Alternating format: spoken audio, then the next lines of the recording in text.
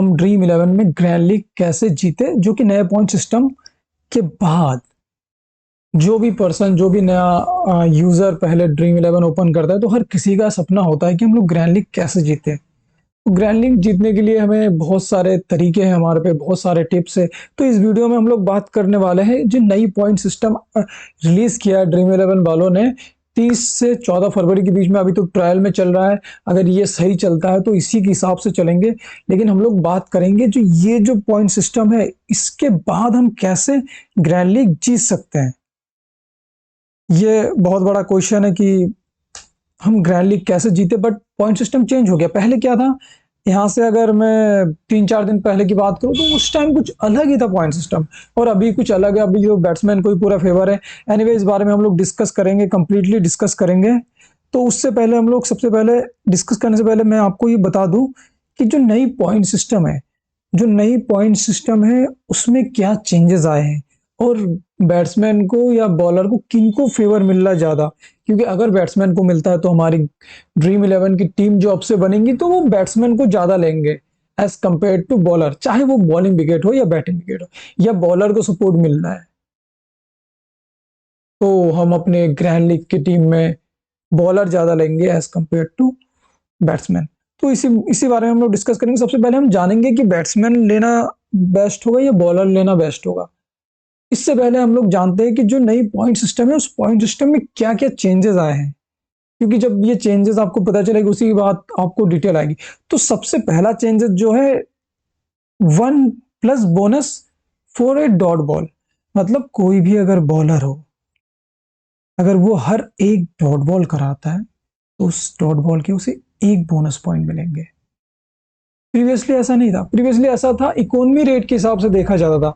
अगर आपकी economy rate 6 run पर ओवर से कम है, 5 रन से कम है, 4 रन से कम है, तो उसके अकॉर्डिंगली हमें पॉइंट्स मिलते थे। वो पॉइंट्स तो है ही है, उसके अलावा जो नए ऐड हुए हैं अभी, तो वो डॉट बॉल का हुआ है। जैसे कोई बॉलर है, मान लो अभी बॉलिंग करा रहा है जोफ्रा आर्चर, अगर वो 24 मतलब 4 ओवर 24 गेंद में अगर वो 15 बॉल डॉट कराता है, इट मीन 15 पॉइंट तो उसे वैसे ही मिल जाएंगे। ओके, तो इस हिसाब से ड्रीम 11 वालों ने कैटेगराइज किया। अब देखते हैं जो ये डॉट बॉल का है ये किस किस फॉर्मेट के लिए है। जैसे अब डॉट बॉल T20 में भी होते हैं, T10 में भी होते हैं, ओडीआई फॉर्मेट में भी होते हैं, टेस्ट मैच में भी होते हैं। अगर T10 की बात करें तो T10 में हर डॉट बॉल पे 1 पॉइंट मिलेंगे। ओडीआई की अगर बात करें तो ओडीआई में भी 1 पॉइंट मिलेंगे। सॉरी सॉरी, T20 में मिलेंगे। ओडीआई की अगर बात करें हर 3 डॉट बॉल, मतलब एवरी 3 डॉट बॉल पे उन्हें 1 पॉइंट मिलेगा, और टेस्ट में ऐसा कुछ नहीं है। वही अगला जो बोनस, अगला जो हमारा नए ऐड किया ड्रीम 11 वालों ने नया पॉइंट, वो है 4 bonus point for a 4। Okay, अगर कोई बॉलर, सॉरी बैट्समैन अगर 4 रन मारता है तो उसको 4 बोनस पॉइंट मिलेंगे। पहले ऐसा था, पहले भी बोनस पॉइंट मिलता था, बट पहले 1 बोनस पॉइंट मिलता था। अभी इसको 4 किया गया, मीन्स 8। तो T10 में भी इसका मतलब हर फॉर्मेट में है, हर फॉर्मेट में आपको मिलेंगे। ऐसे 6 का ही है। 6 में अगर कोई बैट्समैन अगर 6 रन मारते हैं तो उसको 12 पॉइंट मिलेंगे, चाहे वो T10 हो, T20 हो, ओडीआई हो, टेस्ट हो। और एक नया पॉइंट, इसके बारे में हम लोग और डिटेल में बात करेंगे नेक्स्ट, हमारे नेक्स्ट स्लाइड में। बट उससे पहले आप देख लो क्या क्या मेजर चेंजेस जो हुए हैं। मोर बॉलिंग पॉइंट्स, इनमें जो मोर बॉलिंग पॉइंट है इसमें 6 विकेट हॉल के लिए है, जो ओडीआई और टेस्ट में है। जैसे ओडीआई में अगर 6 विकेट हॉल मिलता है तो उसके लिए कुछ बोनस पॉइंट मिलेंगे, और टेस्ट में भी। बट ये फीचर T10 और T20 में नहीं है, क्योंकि 6 विकेट लेना T10 T20 में बहुत ही मामूली बात नहीं होता है। वही अगर बैटिंग माइलस्टोन की बात करें, जैसे पहले क्या होता था कि जो जो भी बैट्समैन हो अगर 30 रन बनाता था, 50 रन बनाता था, 100 रन बनाता था, तो उसके हिसाब से उन्हें बोनस मिलते हैं। ओके, अगर 30 रन बनाता था तो उसे 4 बोनस पॉइंट मिलते थे, 50 रन मिलता था फिर बोनस पॉइंट मिलते थे, ऐसे 100 रन बनता था फिर बोनस मिलते। बट अभी क्या है, जो नई माइलस्टोन है उसमें क्या है, जैसे अगर T10 की बात करें तो अगर कोई बैट्समैन 25 रन बनाता है तो उसे 4 बोनस पॉइंट मिलेंगे। 75 पे 8, 100 पे और 4 ऐड कर लीजिए 12। वैसे ही अगर T20 है 25-75, मतलब 4 और 4 8। ओके, ऐसे ओडीआई में 25 के 4, 75 के 4 8, और 100 के 4 12 और 4 16। तो ऐसे ही सेम टेस्ट में होगा। ओके, तो मुझे लगता है पॉइंट सिस्टम आप समझ गए। अब थोड़ा सा आगे चलते हैं, क्योंकि वीडियो में अभी हमें ग्रैंड लीग कैसे जीतना है वो जानना है, उससे पहले ये पॉइंट सिस्टम को थोड़ा बहुत जाना था। अब थोड़ा डिटेल में देखते हैं पॉइंट सिस्टम का हर एक प्लेयर का, तो आपको थोड़ा समझ समझ में आ जाएगा। जैसे बैटिंग में अगर एक डॉट कराता है 1 पॉइंट, ओके, वो सॉरी 1 रन लेता है 1 पॉइंट है, बाउंड्री पे 4 बोनस पॉइंट मिलेंगे। ओके, 6 पे 6 बोनस पॉइंट मिलेंगे, 25 रन पे 4, जो चीज मैंने ऐसे ही पहले डिस्कस किया था। 50 पे 8, 75 पे 12, 100 पे 16। वही अगर डिसमिस होते हैं डक पे तो देखते हैं उसका सेम ही है। वही अगर हम माइलस्टोन की बात करें तो माइलस्टोन पे हम लोग देखते हैं अगर कोई प्लेयर का स्ट्राइक रेट, सॉरी माइलस्टोन नहीं है, स्ट्राइक रेट है, अगर 100 बॉल पे 170 रन मारता है तो 6 पॉइंट प्लस मिलेंगे। और अगर 100 बॉल पे 150 और 170 के बीच में रहता है तो उसे 4 प्लस पॉइंट मिलेंगे। तो ऐसे ही आप देख सकते हैं। फिर 100 बॉल पे अगर 130 से 150 मारे तो इतने मिलेंगे। और अगर स्ट्राइक रेट डिक्रीज होता है तो उसके हिसाब से नेगेटिव पॉइंट भी मिलेंगे। ये भी आप देख सकते हैं। ओके, अब थोड़ा सा डिटेल में चलते हैं, जो कि हमारा जो मेन पॉइंट है। आप लोग समझ गए हो कि पॉइंट सिस्टम क्या है। अब इसी पॉइंट सिस्टम के अकॉर्डिंग ही हम टीम बनाएंगे। अब ग्रैंड लीग की जो टीम बनेगी ये पहले से अलग कैसे बनेगी ये मैटर करता है। जैसे पहले क्या होगा, पहले हम लोग ग्रैंड लीग बना रहे होते हैं तो ग्रैंड लीग में हम लोग क्या करते हैं, ज्यादा से ज्यादा बॉलर लेते हैं, क्योंकि अगर एक बैट्समैन है, अगर एक बैट्समैन आता है, लास्ट के बैट्समैन आता है, तो वो बैट्समैन अगर 20 रन बनाता है तो बैट्समैन कोई काम का नहीं होता। लेकिन अगर एक बॉलर अगर एक विकेट लेता है तो उसे उसके 25 पॉइंट मिलता है, 25 33 पॉइंट अकॉर्डिंग टू, मतलब वो कैच लेता है, एलबीडब्ल्यू करता है, तो उसके हिसाब से फिर पॉइंट बढ़ते हैं। ठीक है। लेकिन अगर कोई बैट्समैन 20 22 रन 25 रन बनाता है स्लो खेल के तो वो ड्रीम टीम में नहीं आता था। बट अगर एक ही बॉलर अगर एक विकेट ले ले और एक कैच पकड़ ले या 2 विकेट ले ले, फिर वो ड्रीम टीम में बहुत इजीली आ जाता था। बट अभी थोड़ा सा चेंज हो गया चीजें। चीजें चेंज कैसे हुआ, जैसे मान लो कोई बॉलर 2 विकेट लेता है, आप समझना, अगर कोई बॉलर 2 विकेट लेता है तो उसके उसको 25 50 पॉइंट मिलेंगे। अगर वो एलबीडब्ल्यू करता है तो 8 पॉइंट और जोड़ दो। और अगर कॉटन कॉटन बॉल करता है तो और 8 पॉइंट जोड़ दो। तो हम रफली मान लेते 25 50 पॉइंट मिले। अगर वही एक बैट्समैन, आप समझना, अगर एक बैट्समैन सिर्फ 20 रन बनाए तो 50 पॉइंट प्लस हो जाएंगे। कैसे, अगर वो 2 चौके 2 छक्के मारते हैं अपने 20 रन के पूरे मैच में, तो आप समझना 2 छक्के के उसको मिल रहे हैं 24 पॉइंट और 2 चौके के उसको मिल रहे हैं 16 पॉइंट। 40 पॉइंट ये हो गया। ओके, 40 पॉइंट ये हो गया, प्लस आपके 4 पॉइंट हमको प्लेयर को मिलते ही हैं, प्लस एक स्ट्राइक रेट बढ़ने के। तो दोनों का सेम ही है, चाहे आप 4 गेंद खेल में 20 रन बना दो या आप 2 विकेट ले रहे हो। तो आप सोच रहे कितना डिफरेंस आ गया। हम पहले क्या करते थे, हमारे जो मिडिल ऑर्डर के बैट्समैन है, जैसे कोई मैच है, मैच में जो बहुत नीचे खेल रहे हैं उस प्लेयर को हम लोग छोड़ देते थे। बट अभी के टाइम में वो सब प्लेयर बहुत की प्लेयर होंगे, या जो टॉप ऑर्डर के प्लेयर है लाइक फिन एल हो, जैक फ्रेशनमेकर, जो आके बहुत तेज खेलते हैं, बहुत तेज खेलते हैं, आराम से 8 10 बॉल खेल के 20 22 रन बना के चले जाते हैं। तो ऐसे प्लेयर को तो ड्रीम टीम में लेना ही पड़ेगा। आप बॉलर को छोड़ के इनको ही प्रीफर करना पड़ेगा।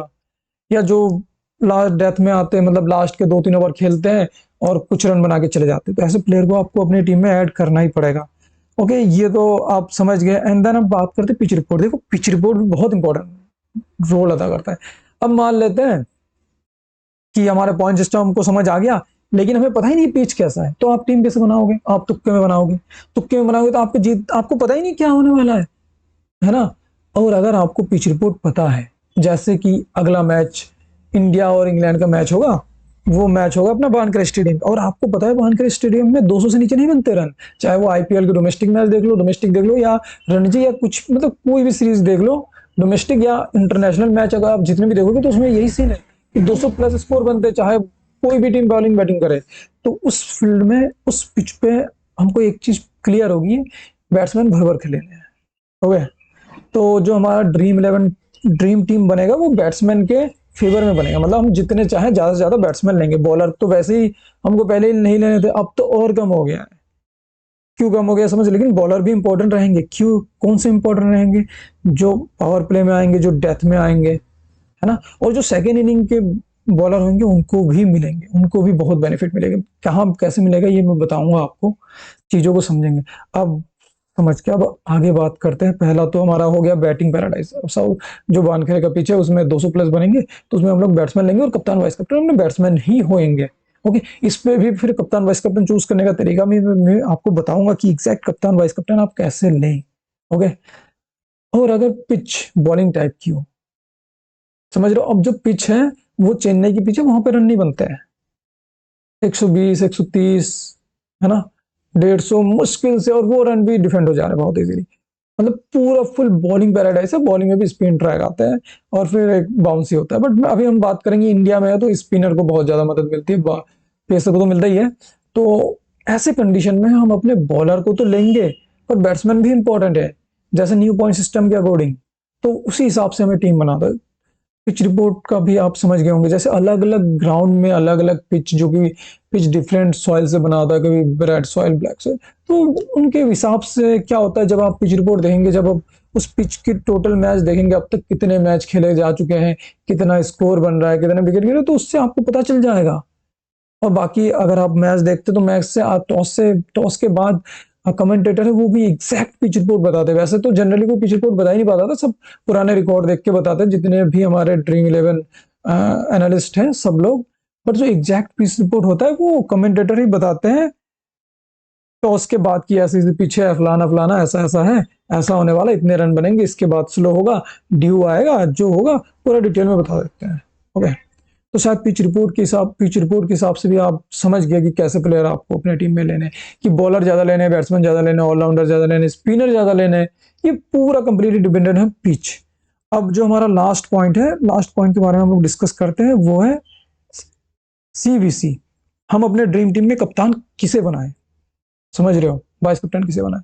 अब हम बात करते हैं जो अगला मैच होने वाला है, बानखरे वाला इंडिया और इंग्लैंड का मैच है। तो इंडिया और इंग्लैंड का मैच है, जो भी टीम बैटिंग करती है वो 200 प्लस स्कोर करेगी। अगर 200 प्लस स्कोर करेगी तो रन कौन मारेंगे, ओपनर, वन डाउन या सेकंड डाउन, ये चार प्लेयर में से कोई ना कोई जरूर मारेगा 70 या 80 प्लस। ओके, तो आपको कप्तान समझ में आ गया। अब आपको देखना है कि फॉर्म में कौन से प्लेयर है, इनके खिलाफ या इस ग्राउंड में ये बंदा जब भी खेलता है कैसी परफॉर्म करता है। इंग्लैंड के खिलाफ ये बंदा कब परफॉर्म कर रहा है, क्या इसकी रिसेंट फॉर्म अच्छी है, क्या ये बार बार फ्लॉप होता है यहाँ पे। ओके, स्पिनर के सामने बार बार कोई विकेट ले जा रहा है, कोई बैटल है क्या इसका। तो वो सब देख के फिर आप एक प्लेयर चूज करोगे। जैसे मानते हैं अभिषेक शर्मा, अभिषेक शर्मा को हमने बना दिया कप्तान, क्योंकि वो ओपनिंग में आएंगे, प्लस 1 से 2 ओवर कर सकते हैं, और अगर उसने गलती से 30-40 बॉल खेल लिए तो वो अपना आराम से 80 रन मार देगा। वही अगर बात करें संजू सैमसन, फॉर्म बहुत खराब चली तो आप उसको छोड़ सकते हैं, बट ट्रम्प प्लेयर हो सकता है, क्योंकि पिछले 4-5 मैच से खराब खेला, इस मैच में ट्रम्प प्लेयर हो सकता है साबित। सीबीसी के लिए मैं प्रेफर नहीं करूंगा, बट ट्रम्प प्लेयर जरूर हो सकता है। उसके बाद सूर्य कुमार यादव की बात करें तो उसका होम ग्राउंड है बानखरे में, उसने आईपीएल के सारे मैचेस खेले, बहुत ज्यादा प्रैक्टिस की, बहुत रन मारे आईपीएल में। तो सूर्य कुमार यादव आज के मैच में जो सबसे ताबड़तोड़ सीबीसी के मेन प्लेयर रहेंगे। वही तिलक वर्मा भी है, क्योंकि उनका भी होम ग्राउंड है। तो ऐसे ही हमें देखना होगा, ऐसे ही हम लोग वीसी चूज करेंगे। ओके, हार्दिक पांड्या है, इंग्लैंड की टीम से ले सकते हैं। तो पूरा हम कंप्लीटली एनालिसिस करने के बाद ही हम लोग देखेंगे कि अच्छा सीबीसी कुछ ऐसा होना चाहिए। अब उसमें से 3-4 प्लेयर हम लोग फिल्टर कर लेंगे कि ऐसे ऐसे इस कंडीशन में ये फैला है, अब इन दोनों को आप सीबीसी बना लो। तो ऐसे कुछ आप सीबीसी ले सकते हैं। तो मैं अभी आपको एक टीम बना के दिखा देता हूँ, जिससे कि आपको थोड़ा रफ आइडिया मिल जाए अपने को टीम कैसे बनानी है। जैसे इंडिया और इंग्लैंड के बीच 5वां T20 मैच आज है। ओके, तो इस मैच में हम लोग देखते हैं कि हम बैटिंग पैराडाइज के हिसाब से किसे कप्तान वाइस कैप्टन ले, कौन से प्लेयर को ले, न्यू पॉइंट सिस्टम के अकॉर्डिंगली हम लोग बनाएंगे। तो हमारी टीम में जोश बटलर होंगे, तो जोश बटलर आएगा तो आराम से 20-50 पॉइंट दे ही जाएगा, तो अपने टीम में होगा। देखो फिल सॉल्ट, संजू सैमसन, अगर फिलिप सॉल्ट को अगर फर्स्ट बैटिंग आती है तो मैं लूंगा, सॉरी सेकंड बैटिंग आती है, अदरवाइज मैं नहीं लूंगा। तो अभी के लिए मैं जोश बटलर को अपनी टीम में ले रहा हूँ। वही अगर बात करें सूर्य कुमार यादव, अभिषेक शर्मा अपनी टीम में होंगे। इंग्लैंड की टीम से बैन डकट, हैरी ब्रूक, जैसे कि मैंने पहले ही बोला था, ये बैटिंग पैराडाइज विकेट है। हार्दिक पांड्या बॉलिंग बैटिंग करेंगे, प्लस वानखेड़े उनका होम ग्राउंड है। लियाम लिविंगस्टोन भी कुछ रन मार सकते हैं। शुभम दुबे भी अपने टीम में होंगे। अक्षर पटेल अगर बैटिंग इंडिया पहले करती है तो हम अपने टीम में लेंगे। Okay, Jamie Overton bowling batting दोनों से परफॉर्म करेंगे तो वो अपनी टीम में होंगे। आदिल रशीद अपनी टीम में होंगे। हर्षदीप सिंह। तो ये कुछ हमारी टीम बन गया, और जो कप्तान होंगे, कप्तान अभिषेक शर्मा और वाइस कप्तान हार्दिक पांड्या। तो ये एक नॉर्मल आप ग्रैंड की टीम देख सकते हैं। इसी तरीके से आप अपनी टीम बना सकते हैं। Thank you so much for watching our video.